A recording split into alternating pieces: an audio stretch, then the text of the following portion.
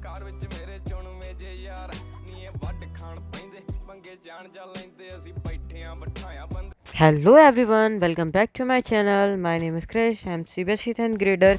तो ये रात के 11 बज चुके हैं एंड मैं अभी तक जगा हुआ हूँ क्योंकि आपको पता है ना, डे शीट रिलीज़ कर दी चुकी है एंड 15 फ़ैब से हमारा पहला पेपर है। तो मैंने सोचा कि भाई अब उसके लिए क्या क्या स्ट्रेटेजी और क्या क्या मेरे प्लानर होना चाहिए, तो वही मैं लिख रहा था। लाइक मेरे मैथ्स में कुछ चैप्टर पेंडिंग है, लाइक मेरे 5-6 चैप्टर है वो पेंडिंग है फ्रॉम, मैंने एनसीईआरटी से तो कर लिया है बट जो बैच से है ना उससे नहीं किया, तो डेट्स वाई उससे भी करना है। तो वही मैं लिख रहा था कि लगभग इस मंथ के एंड में वो सारे चैप्टर ख़त्म करना है।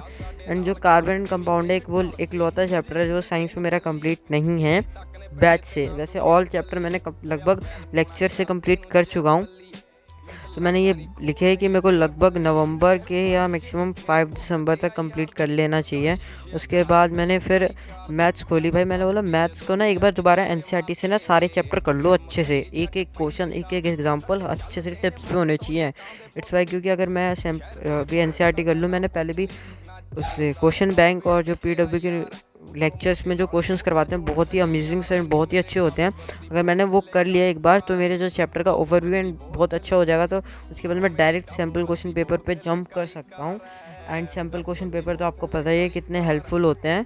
एंड इसलिए मैंने सारे सब्जेक्ट का मंगवा चुका है, मैंने आर्यन से ही मंगवाया है एंड बहुत ज़्यादा हेल्पफुल कर रहा है। तो मैंने सोचा पहले चैप्टर 1 कर लो। ऐसे ही मैंने पहले ही किए थे 3-4 चैप्टर के मैंने। Chapter 1, 4 and quadratic equation, triangle and area related to circle मैं आज भी करूँगा, पर देखूँगा बट कब करूँगा, बट कर लूँगा। ऐसे ही मैं कर लेता हूँ, एक एक चैप्टर कर लो डेली मैथ के, बस बहुत है और उससे ज़्यादा क्या करना है भाई। उसके बाद एनसीईआरटी से करने के बाद मैंने सोचा भाई सैम्पल क्वेश्चन पेपर खरीद लो और उससे करो। तो इसलिए मैंने अरियन की सैम्पल क्वेश्चन पेपर ले रखी है। आपको भी चाहिए तो आप बता देना, मैं डिस्क्रिप्शन में लिंक डाल सकता हूँ। और इससे ज़्यादा क्या कर सकता हूँ, है ना। या तो आप अमेज़ॉन पे सर्च करके भी खरीद सकते हो या तो ऑफलाइन भी जाके ले सकते हो, है ना भाई। पर सैम्पल क्वेश्चन पेपर ले लेना, किसी की भी ले सकते हो, क्योंकि वो लास्ट मोमेंट में बहुत ज़्यादा हेल्प करती है। क्योंकि लास्ट में जब जनवरी फ़ैब का महीना आएगा ना, तो उसमें आप बस क्वेश्चन की प्रैक्टिस करनी होती है, थ्योरी पार्ट तो कवर ही रहता है। तो डेट्स वाई यहाँ पर मैंने ये 4 पार्ट जो चैप्टर के नोट्स बनाएंगे वो शॉर्ट नोट्स में बहुत ज़्यादा हेल्पफुल करते हैं। तो वह मैं सारे सब्जेक्ट का बनाने वाला हूँ शॉर्ट्स नोट्स, एसएसटी साइंस, और मैक्सिमम 2 से 3 पेज से ज़्यादा पेज का नहीं बनाऊंगा। की सैम्पल क्वेश्चन पेपर फिर उसके बाद मैंने बोला कि मुझे बहुत हेल्प कर रही है, तो इसलिए मैं आपके साथ बताना चाहता हूँ, नॉट अ स्पॉन्सर। इसमें इन्होंने 15 सैम्पल क्वेश्चन पेपर दिए हैं और विद सीबीएसई इनके आंसर बहुत बढ़िया, और लास्ट में उनके रिवीजन के लिए इन्होंने शॉर्ट नोट्स दिए हैं with 50 most probable question which helps me a lot, और आपको भी बहुत ज़्यादा हेल्प करेगी। अगर आपको ये बुक खरीदनी हो तो मैं डिस्क्रिप्शन में लिंक दे दूँगा, आप वहाँ से भी खरीद सकते हो। लगभग रात के 12 बजने वाले हैं और मैं अभी तक जगा हूँ क्योंकि मुझे पढ़ाई करनी है, क्योंकि मेरे अंदर एक कीड़ा है वो जो मुझे भी नहीं पता है। क्योंकि भाई अब सीबीएसई ने ना डे शीट रिलीज़ कर दिया है, डेट्स वाई इतनी रात में जगा हूँ। और अपना जो सिलेबस है वो ख़त्म करना है, क्योंकि मैंने पता है ना आपको प्लानर बनाया है यार, उसके अकॉर्डिंग कर रहा हूँ मैं। रात के 12 बज रहे हैं और मैं फ़िज़िक्स पढ़ रहा हूँ। वाओ, लाइक अ हेवन, है ना। हेवन नहीं है भाई, मतलब अब पढ़ना तो पड़ेगा क्योंकि डे शीट आ चुकी है। तो 20 फ़ैब को साइंस का पेपर है एंड मेरा मतलब फिज़िक्स का हो गया है, न्यूमेरिकल वगैरह। ये लास्ट का एक ये चैप्टर रह गया था, उसके कुछ टॉपिक्स रह गए थे, वही कंप्लीट करना है। उसके बाद फिज़िक्स खत्म, उसके बाद बस क्वेश्चन करो। एंड केमिस्ट्री के चैप्टर रह गए हैं भाई। पता नहीं कार्बन एंड कंपाउंड इतना बड़ा चैप्टर है भाई, मतलब बड़ा तो नहीं है, मतलब लास्ट के जो टॉपिक है ना वो समझ में ही नहीं आ रहे।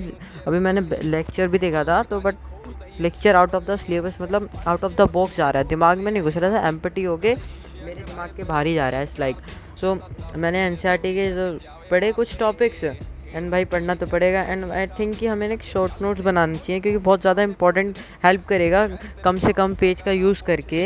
एंड मिनिमम 2-3 पेज बहुत होते हैं, sufficient for each chapter, and this helps in last moment revision.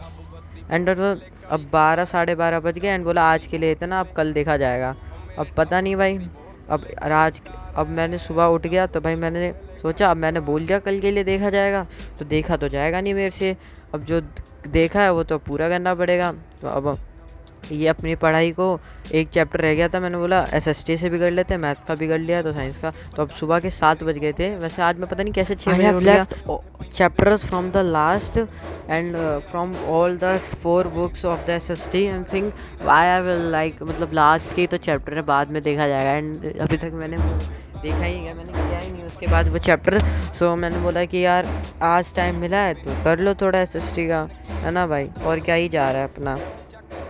And वैसे भी सबके डिफरेंट ओपिनियन होते हैं, सबकी डिफरेंट स्ट्रेटजी होती है हर एक चैप्टर को टैकल करने की, हर एक सब्जेक्ट को टैकल करने के लिए। आपकी क्या स्ट्रेटजी है वो आप मुझे कमेंट में भी बता सकते हो, और आपका सिलेबस कितना पेंडिंग हो रह गया है वो आप लिख सकते हो।